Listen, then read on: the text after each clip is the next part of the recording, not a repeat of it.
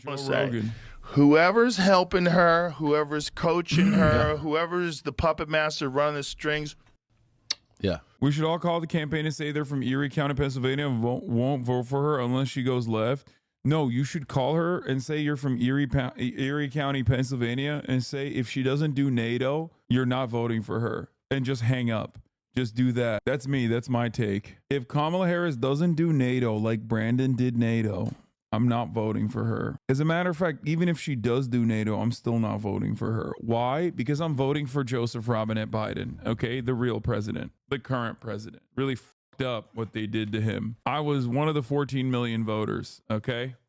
That's right. I'm saying it. An amazing job. She did a great job. They did an amazing job from the moment Biden drops out, forcing Biden to drop out. Right, whatever they're doing, whoever's writing those speeches, getting her to deliver them, coaching her, she's nailing it. She nailed that one speech. She's like, "Say it to my face." Oh yeah, everybody's cheering. Yeah, she nailed it, dude. And then, also, remember the New York Times did a study after 2020 that determined real undecided voters were a myth. Almost everyone they studied already had selected their vote early. The reason they were undecided is they were undecided why they are voting for that person. So they work backwards to justify it later, using what the candidates do/say. And last night, to me, when I was like, "Oh my God, this is jujitsu," where she's like, "If you go to his rallies, his crowds are boring. They're tired. They all leave her. My crowds are the best crowds. I have the number one crowd." He couldn't help himself. And she got him. She baited him on that. She walked him right into it. 100%. 100%. See, the difference in that debate was not a difference in like who's going to have better policies, who's going to be better for the country. The difference in the debate, in my opinion, was who was better prepared. She was way better prepared. Yeah, dude, Trump totally has better policies. I love when people just say this because, like, Kamala Harris objectively policyless, but it's not like Trump has any fucking policies either. What is this fucking idiotic double standard that every smart thinker always posts about? Like, they're always chirping about this shit. Yeah. And even when it came to answering tough questions, instead of answering, she would just say things that she believes. Yeah, sure. And they sounded real good. Yeah, that's the soundbite. That's called being a savvy politician. It's also called being someone who's working with a team versus someone who's like, they said Trump, that deal was the best deal. They've never seen a deal like this before. They said, how did you put that deal together? People clearly that was just brilliant.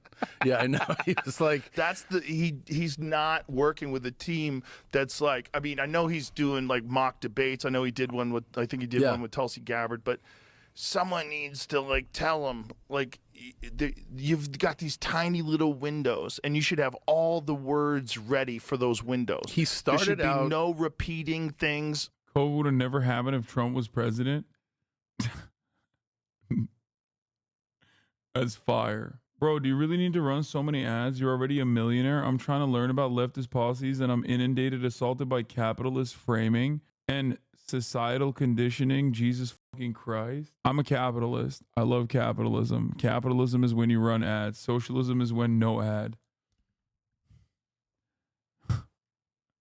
The friend who's too woke? Yeah. Shut up, nerd. Genuine question. Why do you shit on NATO so hard? Is it the Western imperialism? Are there other reasons? Excuse me. You are talking to the only eligible NATO voter right now because the last NATO voter is now in federal prison. Okay? How dare you? How dare you, sir? How dare you come here and tell me that I shit on NATO so hard? I love NATO and the Nazi generals that were in charge of it, that Americans put into positions of power. And also all the fascist groups that they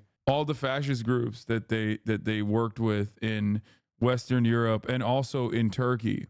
I love the ultra-nationalist gray wolves that were propped up by NATO to operate as a right-wing paramilitary death squad in my country. I love that. I'm a fan of that. I'm a radical NATOist, and that's why I'm voting for Biden.